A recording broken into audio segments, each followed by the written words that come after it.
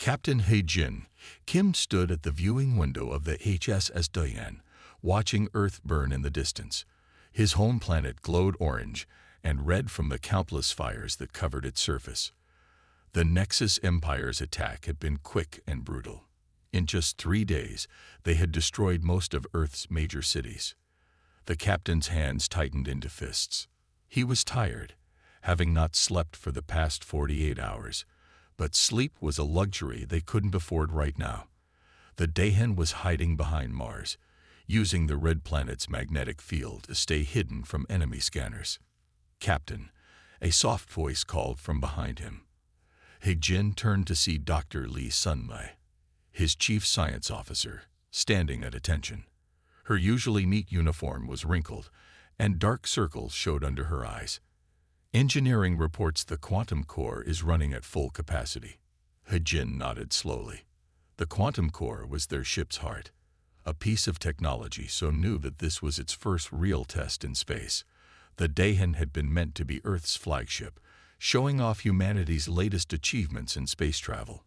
Instead, it had become their last hope. "How many survivors did we manage to save?" He-jin asked, walking back to his captain's chair. The bridge of the Dayan was quiet except for the soft beeping of computers and the low hum of the ship's engines. 2,312 civilians are in the emergency pods," Officer Yoon Ha-won reported from her communication station. Her voice was steady, but He-jin could see her hands shaking slightly as she worked at her console. "Plus our crew of 188. 2,500 people. That was all they had managed to save from a planet of billions." He-jin felt sick thinking about it, but he pushed the feeling down. He had to stay focused.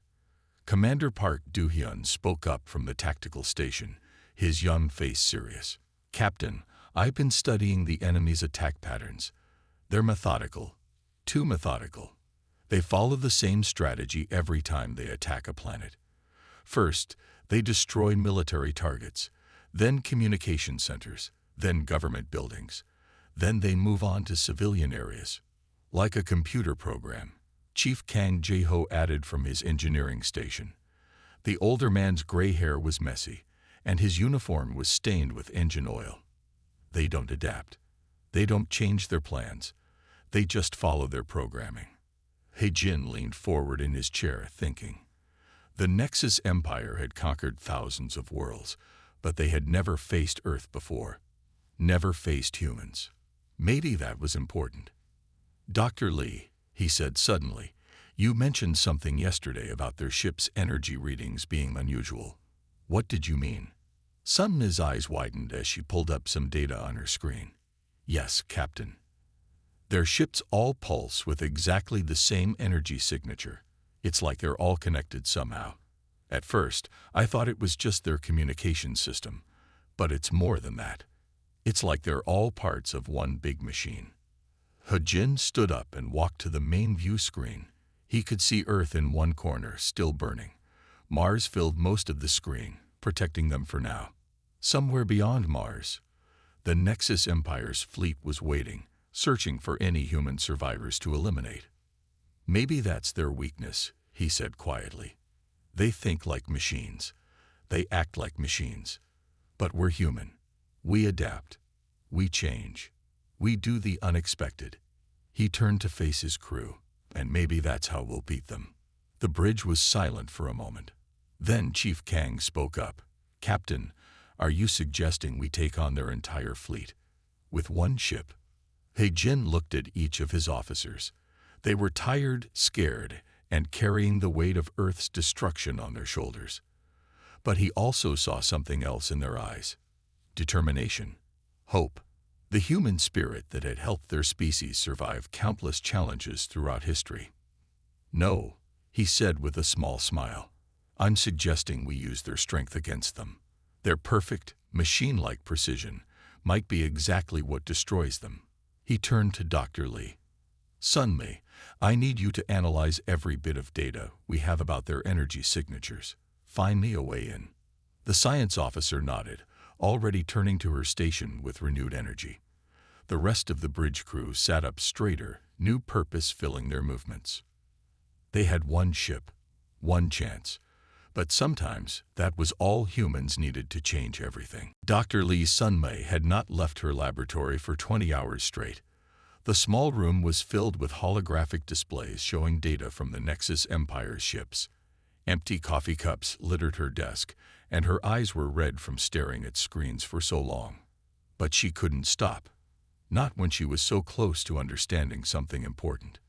The pattern has to mean something, she muttered to herself, watching the energy waves pulse across her screen. Every Nexus ship showed the exact same pattern, down to the smallest detail. It wasn't natural. No two ships should be this perfectly matched. The door slid open, and Captain He Jin entered with another cup of coffee. "You should rest, Sunmei," he said, placing the cup next to her. She shook her head, not taking her eyes off the displays. "Look at this, Captain," she said, pointing to one of the screens. "Every ship in their fleet pulses with energy exactly once every 3.14 seconds. Not 3.13 or 3.15 seconds, exactly 3.14 seconds.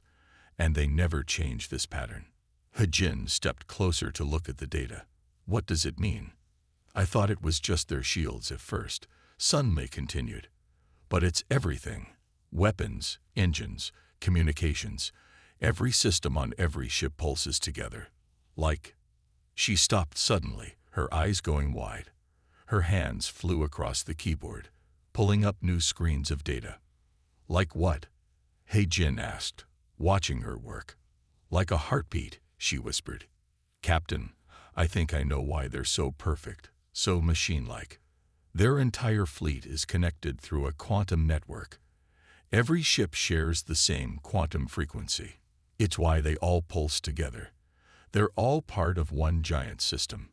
She jumped up from her chair and started pacing, her tired mind racing with ideas. "It's brilliant engineering, but it's also incredibly dangerous. If something disrupted that quantum frequency, it would affect all their ships at once." He-Jin finished, beginning to understand. Sunmei nodded eagerly. "The quantum core on the Dayan, it's not just an engine. It's the most advanced quantum computer humans have ever built. If we could match their frequency and send the right kind of signal..." She was interrupted by the ship's alert system. Commander Park's voice came over the speakers. "Captain, to the bridge. Our sensors have detected Nexus ships entering the Mars sector." He-Jin turned to leave, but Sunmei grabbed his arm. "Captain, I need more time to study this. If I'm right, we might have found their weakness. But if I'm wrong..." "How long do you need?" he asked. She looked at her screens, calculating quickly. 2 hours. Maybe less. He-Jin nodded. "I'll buy you as much time as I can. But Sunmei," he paused at the door, "make it count. We won't get another chance." After the captain left, Sunmei turned back to her work with renewed energy. She pulled up everything they knew about quantum networks, comparing it to the Nexus ship's energy patterns. Numbers and equations filled her screens as she worked. The ship shook slightly. The Dayan was moving, probably to a new hiding spot. Sunmei barely noticed. She was too focused on her work, testing different quantum frequencies, looking for the exact match that would let them infiltrate the Nexus network. "Come on," she whispered to herself as another test failed. "Show me your secrets." She thought about Earth, about her family in Seoul who she would never see again, about all the billions lost, about the 2,000 survivors sleeping in their emergency pods, trusting the Dayan's crew to keep them safe. The ship shook again, harder this time. The enemy was getting closer, but Sunmei didn't stop working. She couldn't, because somewhere in these patterns, in these perfect, machine-like pulses, was the key to humanity's survival. And she was going to find it. Commander Park Do-hyun stood at his tactical station on the bridge, studying the enemy fleet movements on his screen. The Nexus ships were searching in a perfect grid pattern, slowly but surely covering every sector around Mars. It was only a matter of time before they found the Dayan. "They're being thorough," Captain He-Jin said, walking up behind him. "How long before they reach our position?" 40 minutes at their current speed, Du-hyun replied. He pointed to the display showing hundreds of red dots moving in precise lines. But look at this, Captain. They're maintaining exact distances between ships, even while searching. It's like watching a chessboard move through space. Hae-jin nodded. Dr. Lee thinks their whole fleet is connected through a quantum network. That's why they move so perfectly. Do-hyun's eyes widened as he considered this information. He had been a tactical officer for 12 years, and his mind immediately began to see possibilities. A connected network. That means they share more than just information. They share vulnerabilities too. He turned to his console and started running simulations. His fingers moved quickly over the controls as he tested different battle scenarios. Hae-jin watched silently, trusting his tactical officer's experience. Captain, Do-hyun said after several minutes, I think I have a plan. But it's extremely risky. Tell me. Do-hyun pulled up a new display. If Dr. Lee can find a way into their quantum network, we don't need to fight their ships one by one. We can attack the entire network at once. He paused, making sure his next words were clear. But to do it, we'll need to get very close to their main fleet, and we'll have to lower our shields. The bridge grew quiet. Everyone had stopped to listen. Lowering shields in the middle of an enemy fleet was like asking to be destroyed. Explain, Hae-jin said simply. Our quantum core wasn't built to affect other ships, Do-hyun continued. It's too weak at long range. But if we get close enough and redirect all our shield power to the core, we might be able to create a strong enough pulse to disrupt their entire network. Chief Kang spoke up from his engineering station. The core wasn't designed to handle that much power. It could explode. If we succeed, it won't matter, Do-hyun replied. Their whole fleet will be disabled before they can fire a single shot. If we fail. He didn't need to finish the sentence. Everyone knew what failure meant. Hae-jin walked to the center of the bridge, thinking carefully. How close would we need to get? Inside their formation, Do-hyun said. Right in the middle of their fleet. It's the only way to make sure the pulse reaches every ship. Officer Yoon Ha-won gasped at her communication station. That's suicide. Their ships will detect us the moment we move out from behind Mars. Yes, they will, Do-hyun agreed. But that's actually good. We want them to see us. We want them to surround us. He turned to face the captain. They're machines, following programming. If they detect one human ship, they'll all move to attack. Their programming will make them cluster around us, which is exactly where we need them to be. Hae-jin looked around at his crew. They were all watching him, waiting for his decision. The fate of humanity might depend on what he chose to do next. How long will we need to keep our shields down? He asked. 30 seconds to power up the core to maximum.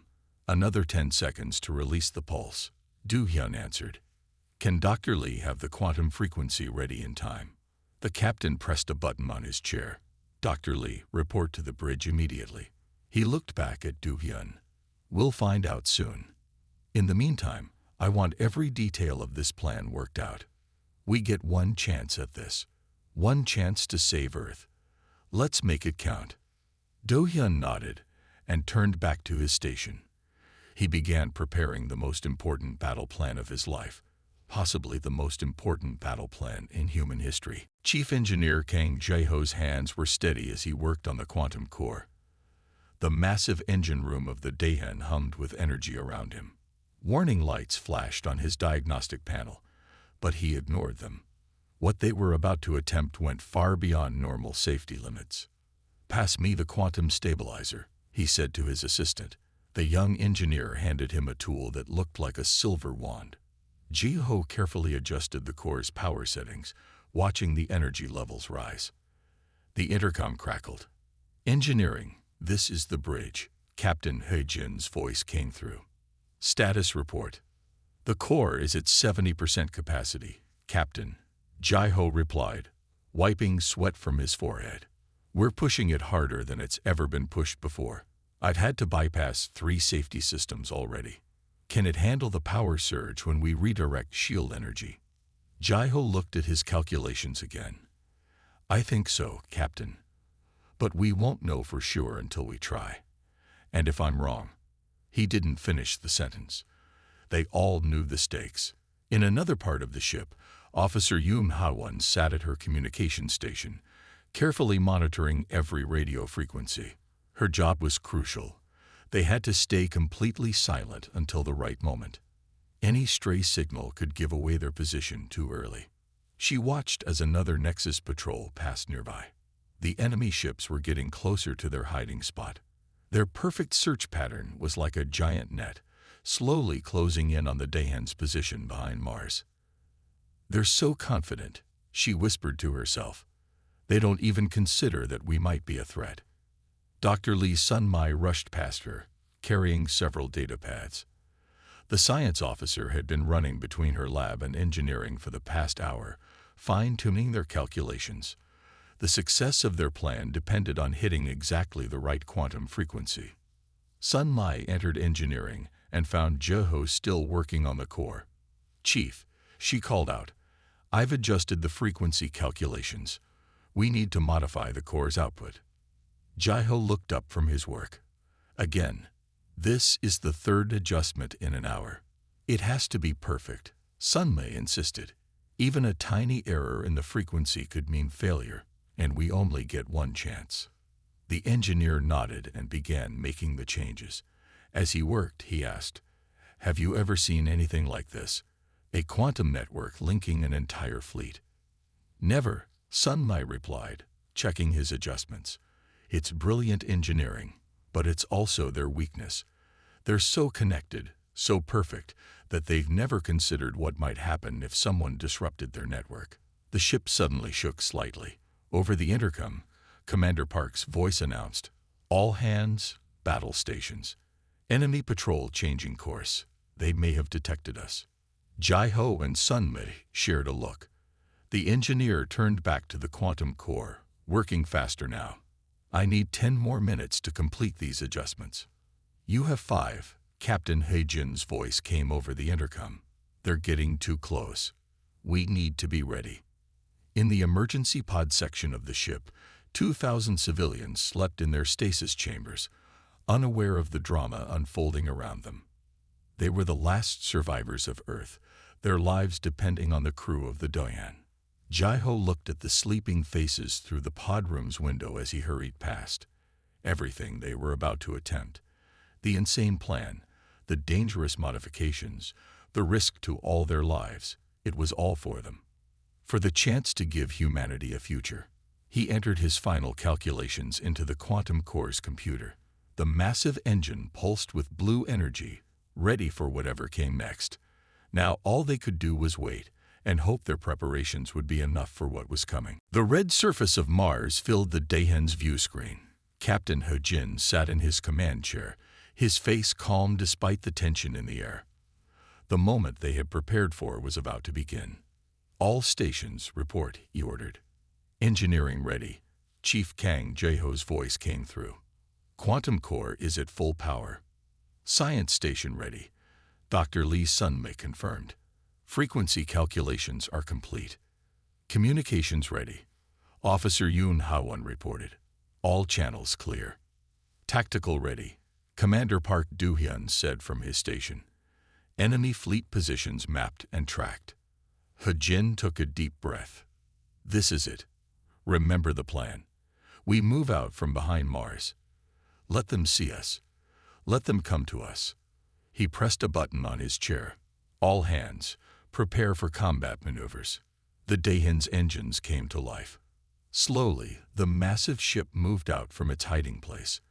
As soon as they cleared Mars's magnetic field, their sensors detected immediate activity from the Nexus fleet. Multiple ships changing course, Do-hyun announced.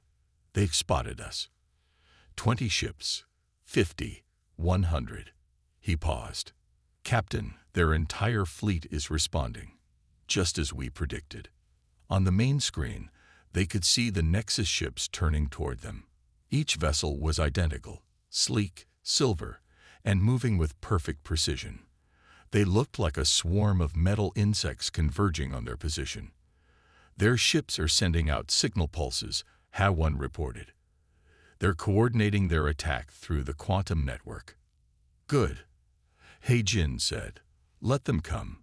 Sun Mai, are you reading their frequency clearly now? Yes, Captain, the science officer replied, her eyes fixed on her readings. The signal is stronger than ever. Their network is fully active. The first wave of Nexus ships appeared on their visual sensors. They were beautiful in a cold way, their hulls gleaming in the starlight. More ships appeared behind them, then more, until the Daehan was surrounded by enemy vessels. 2,000 ships in weapons range, Do-hyun reported, more arriving every second. He-Jin watched as the enemy fleet formed a perfect sphere around his ship. The Nexus Empire's programming was predictable. They always tried to ensure no target could escape. They're charging weapons, HFY said, her voice steady despite the danger. Not yet, He-Jin ordered as several officers reached for their controls. Let them get closer. We need as many ships as possible within range of our pulse. The enemy ships continued to gather. 3,000 now. 4,000. Their formation was flawless, each ship precisely positioned to cover every possible escape route. 5,000 ships, Do-hyun announced. Captain, they're about to fire. He-Jin leaned forward in his chair. The moment had to be perfect.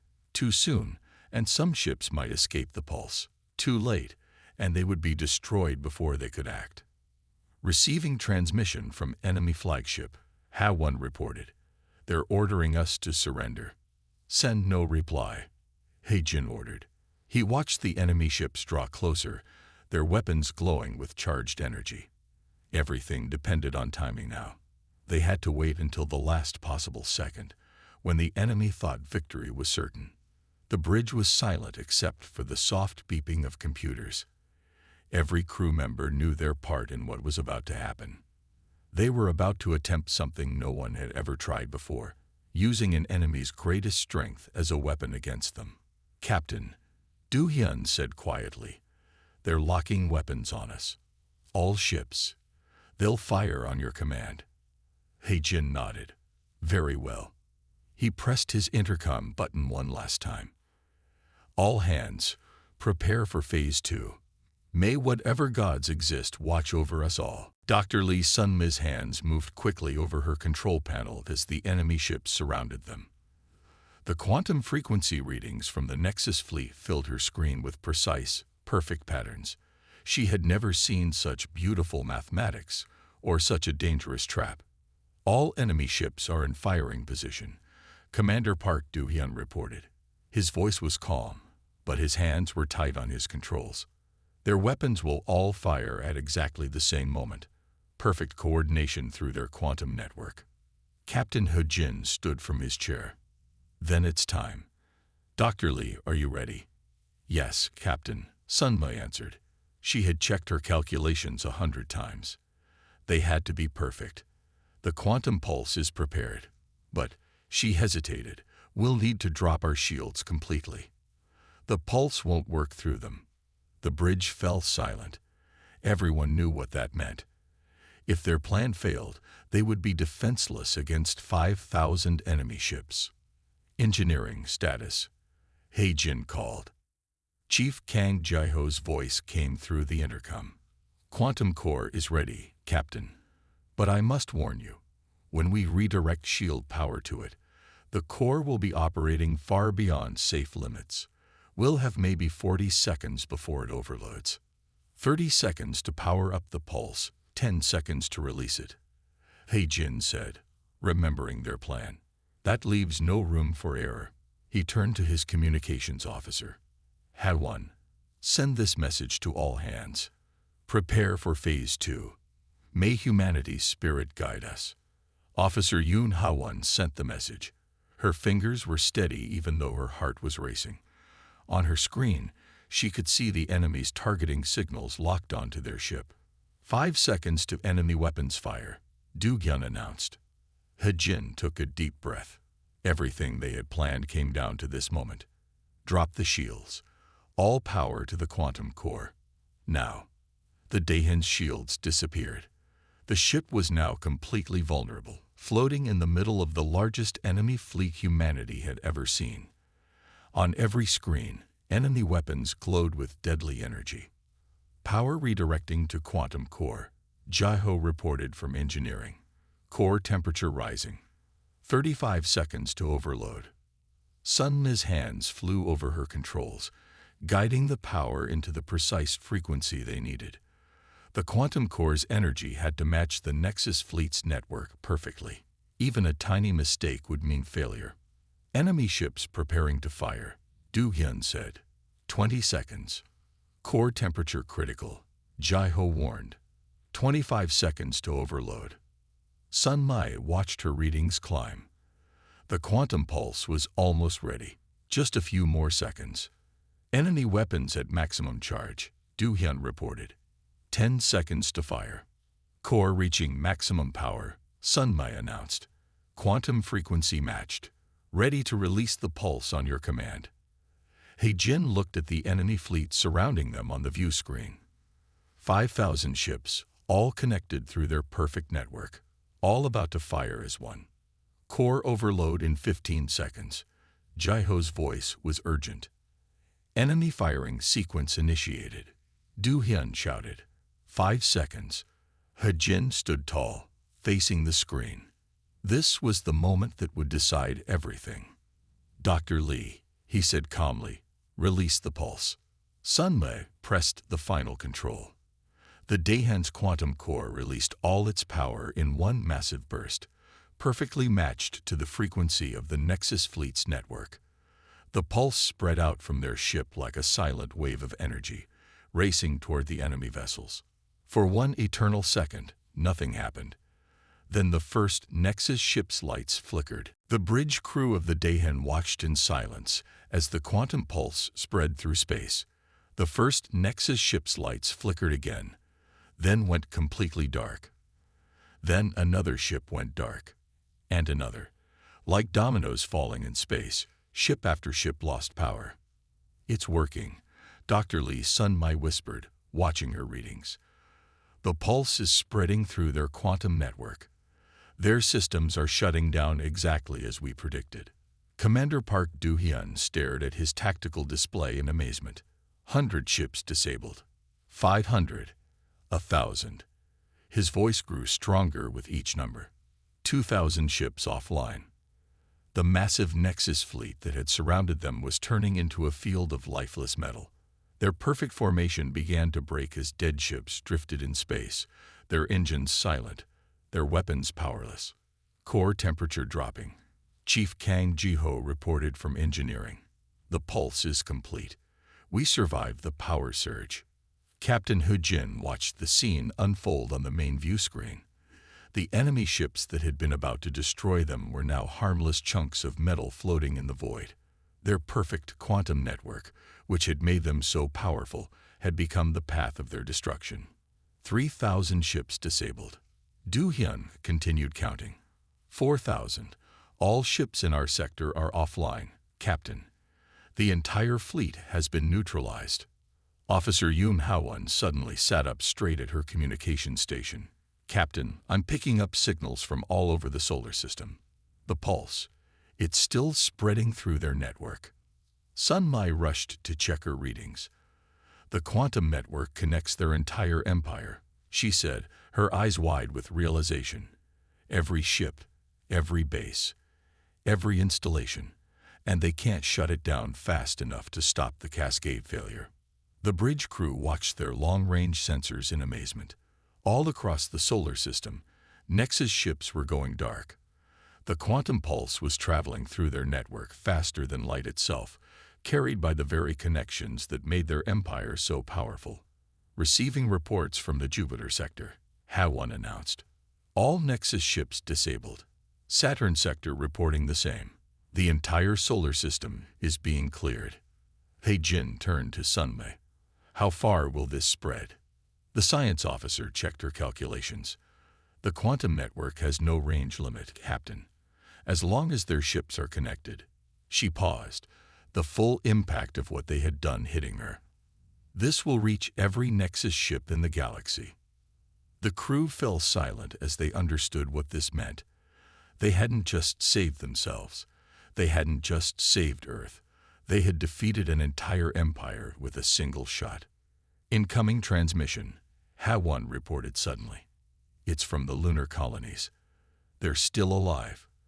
The Nexus ships attacking them just stopped. More reports began coming in.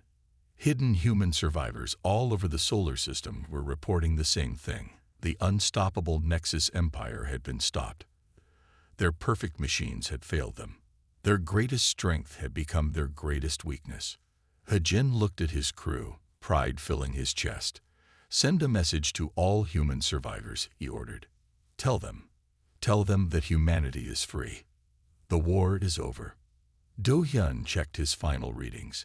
Time from pulse release to total fleet neutralization, 1 hour and 48 minutes. He smiled. I think that's a new record for defeating an empire. The bridge crew laughed, a sound of relief, of joy, of victory against impossible odds. They had done it. They had saved humanity. 1 week had passed since the Daehan's quantum pulse had disabled the Nexus Empire's fleet. Captain Hejin Kim stood at the viewing window of his ship, but this time he was looking at a very different sight.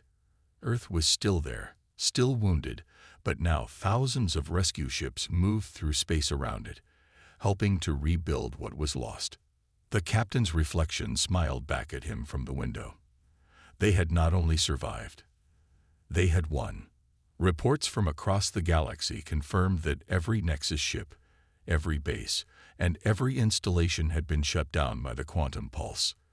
The empire that had conquered thousands of worlds had fallen to a single human ship. The door behind him opened, and his senior officers entered the bridge for their morning meeting. They all looked tired but happy. They had been working non-stop to help coordinate the recovery efforts. Good morning, Captain, Dr. Lee Sunmai said, setting down her datapad. The lunar colonies have finished analyzing the disabled Nexus ships. We were right. Their quantum network was their entire control system. When it failed, everything failed. Commander Park Do-hyun added his report.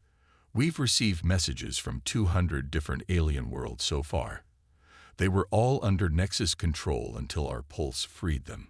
They're calling Earth their savior. The rescue operations are going well, Officer Yoon Ha-won said, checking her communications log. 50,000 survivors have been found in hidden bunkers and emergency shelters around Earth. More are being discovered every day. Chief Kang Ji-ho spoke last, his voice proud. The quantum core has been fully repaired. Other ships are already asking to study our design. They want to understand how we did it. Hejin nodded, taking in all the reports. And what about the Nexus ships themselves? Have we learned why they were so perfect? Sunlay picked up her datapad again. Yes, Captain. The Nexus Empire wasn't really an empire at all. At least, not how we understood it. Their ships were all controlled by one central artificial intelligence. It made them incredibly efficient, but it also made them vulnerable. They never considered that their perfect network could be used against them. They thought like machines, Do-hyun added. Perfect, logical, and completely predictable. They couldn't understand how an inferior species like humans could possibly threaten them. That was their real weakness, Hejin said, looking out at Earth again. They didn't understand that sometimes being unpredictable, being imperfect, being human, that can be the greatest strength of all. The bridge crew stood together, watching their home planet slowly heal. The great cities that had been destroyed would be rebuilt. The forests would grow again. Humanity would survive. And now they had allies across the galaxy. Other races freed from Nexus control who wanted to help Earth recover. The quantum pulse didn't just save humanity, Sunmai said softly. It freed the galaxy. And it all happened because we dared to try something impossible. Hejin turned to face his crew, the people who had helped him achieve that impossible victory. No, he said with a warm smile. It happened because we remembered who we are. We're human. We adapt. We improvise. We overcome. And now the galaxy knows that no empire, no matter how perfect, can stand against the human spirit. As if to emphasize his words, a new ship appeared from behind Earth, the first of a new fleet that would carry humanity to the stars. But this time, they wouldn't go as conquerors like the Nexus Empire. They would go as explorers, as friends, as humans. The crew of the Dahen had done more than win a war. They had shown the galaxy a better way forward. And that was the greatest victory of all.